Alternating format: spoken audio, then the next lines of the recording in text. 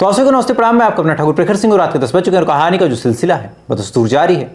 आज की कहानी शुरू करूं। आज की कहानी के बारे में आपको पूरी डिटेल में जानकारी दूं, लेकिन उससे पहले आज आपको एक चीज़ जाननी पड़ेगी और मुझे लगता है कि बताना मेरा फर्ज और मेरा कर्तव्य है, चूँकि कई सारे ऐसे लोग हैं जो मुझे अपना मान के मुझे देखते हैं।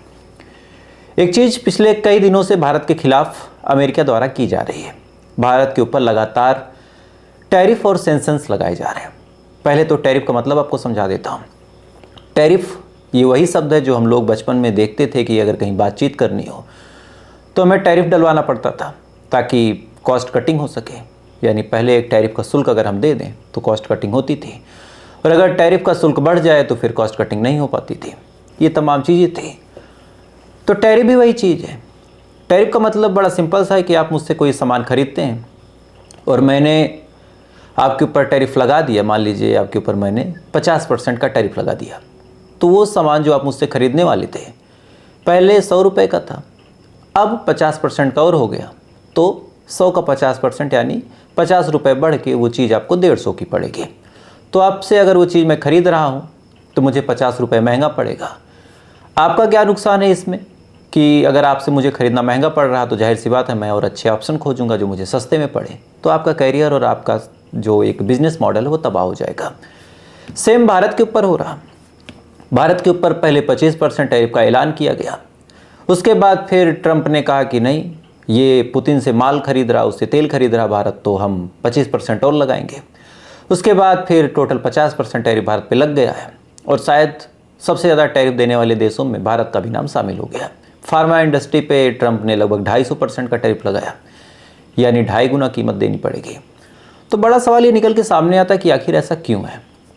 भारत के और ख़ासकर हमारे देश के प्रधानमंत्री मोदी जी के तो ट्रंप से रिश्ते भी बड़े अच्छे थे, प्रचार प्रसार भी करने गए थे, ये बाकायदा ये मिलते हैं, बाकायदा बधाई भी देते हैं। लेकिन जब से ट्रंप सत्ता में आए हैं, न जाने क्या हुआ है कि भारत के खिलाफ एक एक एक्शन वो लेते रहते हैं। शुरू में जब ट्रंप ने मोदी साहब को नहीं बुलाया था तब भी सवाल या निशान खड़े हुए थे कि आखिर ऐसा क्या हुआ कि नहीं बुलाया गया। फिर धीरे धीरे करके और तमाम चीज़ें हुई। इसके बाद अब इतना टैरिफ। तो पूरी कहानी क्या है? तो पूरी कहानी बहुत सिंपल सी है। कहानी एक भूख की है। ट्रंप को एक भूख है, एक लालच है। ट्रंप इस समय दुनिया के सबसे ताकतवर देश की सबसे ताकतवर कुर्सी पे बैठे हैं, तो शायद ट्रंप से ऊपर कोई मुकाम अब है नहीं। अमेरिका का राष्ट्रपति होना अपने आप में एक बहुत बड़ी बात है। अब आप अपने ही घमंड में चूर रहे हैं कि नहीं हम ही बड़े अच्छे हैं तो अलग बात है, लेकिन अमेरिका जैसे देश का राष्ट्रपति होना बहुत बड़ी बात है। अब जो लोग जियोपॉलिटिक्स समझते हैं उनको पता होगा।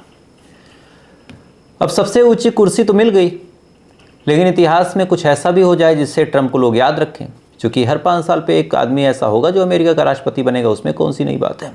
तो ट्रंप को चाहिए नोबेल पीस प्राइज़, यानी नोबेल शांति पुरस्कार। उसके लिए ट्रंप ने बाकायदा मशक्क़त की। आपको याद होगा भारत ने एक ऑपरेशन चलाया था, ऑपरेशन सिंदूर, पाकिस्तान के खिलाफ।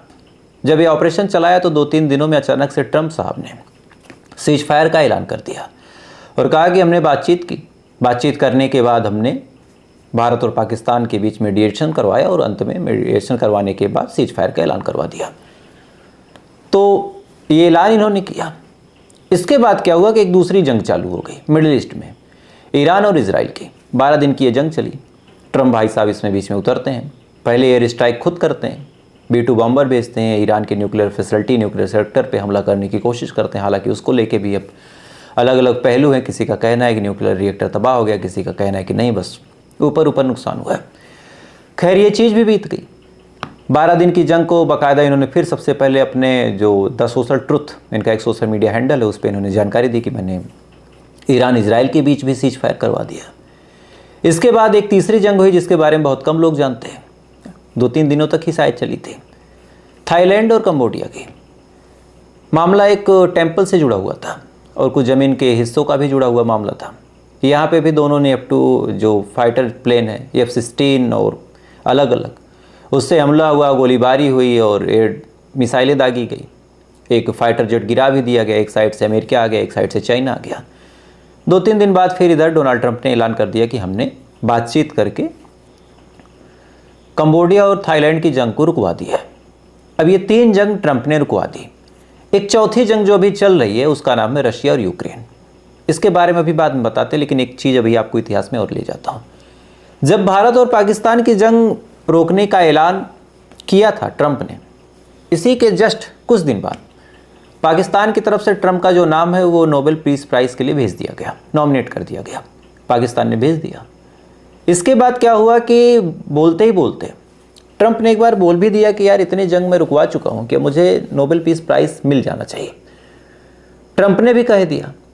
इधर ईरान और इजराइल की जब जंग रुकवाई तो फिर इजराइल ने भी नॉमिनेट कर दिया और इजराइल ने कहा कि भाई भारत, जो ट्रंप साहब हैं उन्होंने भारत और पाकिस्तान की जंग को रुकवाया और ईरान इजराइल की जंग को रुकवाया, तो ये तो बड़े अच्छे आदमी हैं, इनको नोबेल पीस प्राइज़ मिल जाना चाहिए। अब तीसरी जंग जो चल रही है और एक जंग और चल रही है गाज़ा और इजराइल की। इस जंग में क्या है कि इजराइल को जितवाने की पूरी कोशिश अमेरिका कर रहा, अमेरिका पूरा हथियार दे रहा, तो यहाँ पे फिर इंटरेस्ट दूसरा फंस जाता है। लेकिन अब इनके समर्थक जहाँ मार खाते हैं, जैसे यूक्रेन मार खा रहा रसिया द्वारा, तो इनके दिमाग में है कि कैसे भी करके बातचीत करके अगर हम जंग को रुकवा दें तो फिर यहाँ भी हमें नोबेल पीस प्राइज़ के लिए नॉमिनेट किया जाएगा। तो फिर कैसे रुकवाया जाए? पुतिन पे तमाम तरह के दबाव बनवाने की कोशिश इन्होंने की।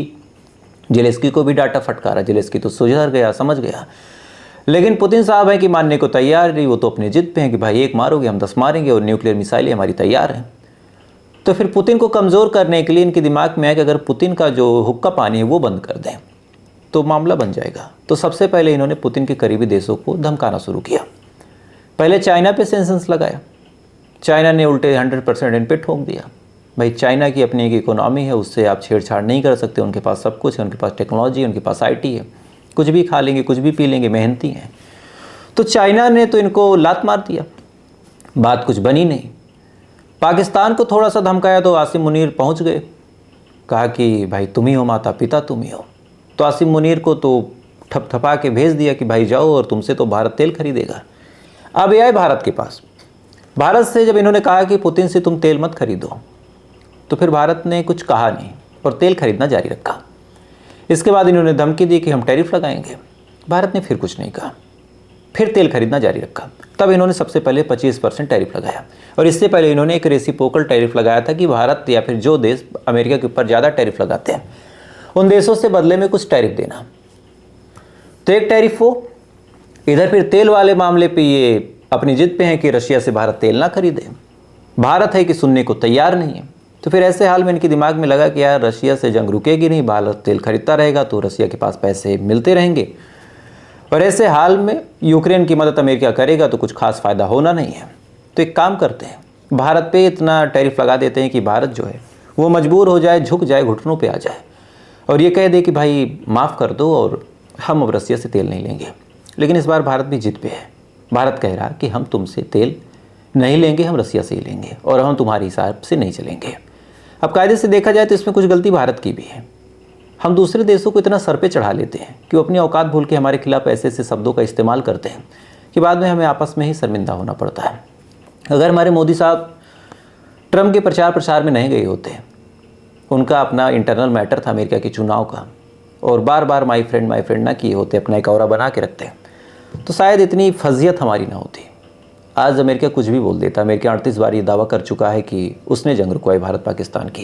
तो ये चीज़ें कहीं ना कहीं दुख देती हैं, तकलीफ़ देती हैं कि भाई टैरिफ लगे वो ठीक है, हम भारत वाले, हम हर चीज़ें हैंडल कर लेंगे, लेकिन जब कोई विदेशी ऐसा कुछ बोलता है कि हमने ये कर दिया भारत के साथ, हमने वो कर दिया, तब बुरा लगता है। तो ये टैरिफ की पूरी कहानी है कि कैसे ट्रंप को भूख है एक नोबेल पीस प्राइज़ की। अगर 2-4-6 देश नॉमिनेट कर दें तो भाई साहब का कल्याण हो जाए और ये थोड़ा सा शांति से अपनी आखिरी दिनों में घूमे फिरें। वो इनका हो नहीं पा रहा तो फिर ज़्यादा परेशान नहीं है, जुगाड़ में घूम रहे हैं कि कैसे क्या हो जाए, और वो इनका हो नहीं पा रहा। खैर, इस टैरिफ का सबसे अजीब नुकसान ये है कि हमारे जो लोकल किसान हैं उन पे बड़ा असर पड़ेगा। भाई जो बड़े उद्योगपति हैं उनके पास और प्लेटफॉर्म है और तरीके हैं, वो स्मगलिंग कर सकते हैं, बहुत कुछ कर सकते हैं, लेकिन एक साधारण इंसान जो भारत से आलू बेचता है, किसानों से आलू खरीद के बेचता है, भारत में अगर उसको खरीदना है तो खरीदेगा ही जिस रेट पे मिलना है, फिर उसको अमेरिका में बेचना है। भारत से वो खरीद के मान लीजिए 30 रुपये में लेके गया, अमेरिका पहुंचता है तो वहाँ पे जब 50% और हो गया तो 45 रुपये का एक तरह से हो गया, अगर आप एक एग्जाम्पल में समझे तो। अब अमेरिका में वाले उसको 45 रुपये का बेचना है, 5 रुपये तो अपना फ़ायदा भी निकालना है, तो मान लीजिए 50 रुपये हो गए। लाने ले जाने का भी उसका मान लीजिए 10 रुपये खर्चा है तो 60 रुपये हो गए। तो उसको कम से कम 60 रुपये में बेचना पड़ेगा। और इस 60 रुपये पे अब इधर 25% एक्स्ट्रा फिर लगा दिया ट्रंप ने। तो इस 60 रुपये पे भी आप 25% जोड़ लीजिए तो 15 रुपये और हो गए। तो टोटल 75 रुपये में वो आलू बेचना पड़ेगा उसको वहाँ के लोकल लोगों को। अब आप सोच के देखिए कि वही सेम आलू अगर वहाँ के लोकल लोगों को किसी कम दाम पे 30-35 रुपये में मिल जाए तो वो भारत वाले से आलू क्यों खरीदेगा? और जब भारत वाले से आलू नहीं खरीदेगा तो भारत का आलू बिकना बंद हो जाएगा। जो भारत का आलू बिकना बंद हो गया तो लोकल किसान कहाँ जाएंगे लेके? भाई जो हम इंटरनेशनल लेवल पे अमेरिका वगैरह को आलू और गेहूँ चावल बेचते थे, वहाँ पे जब उसकी कीमत इतनी हाई हो जाएगी तो वहाँ के जो खरीदार हैं वो भारत से खरीदेंगे ही नहीं, यानी भारत की दुकानों से नहीं खरीदेंगे। तो फिर दिक्कतें होंगी और यही दिक्कत भारत के लोकल किसानों को परेशान कर रही। तो देखते हैं क्या नया मार्केट खुलता है। बहरहाल इस मामले में चाइना भी हमारे साथ आया है। तो एक कसमुकस भरी अपडेट थी, मुझे लगा आपको देना चाहिए और मेरा फ़र्ज भी था देना। और अब कहानी का रुख करते हैं। धर्मस्थला में लगातार कई दिनों से खुदाई चल रही है। कभी कहा गया और बार बार कहूँगा कि कहा गया, और क्यों ये कह रहा हूँ वो भी अभी आपको बताता हूँ।